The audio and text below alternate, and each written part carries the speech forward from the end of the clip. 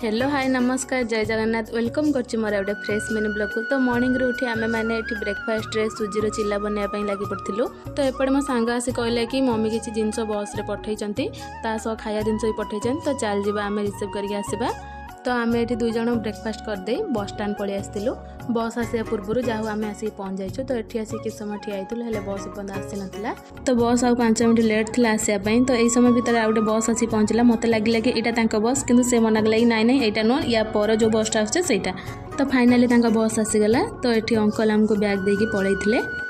तो तापर आम से बैग को लेकिन पलि आसलु। तो मो सांग को कहले कि दे से बैगटा मुझे धरिक नहीं जाऊँगी किसी बाट। तो सी ये मत मना कर कहे कि नाई नाई कि ना मुझे जाऊँगी कि तू ताको 4 महला उपरक नहीं जीवु।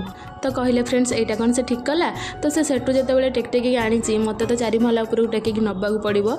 तो मुझे टेकी नहीं जाऊ था। तो फाइनाली आसिक रूम पाखर पहुँची गली।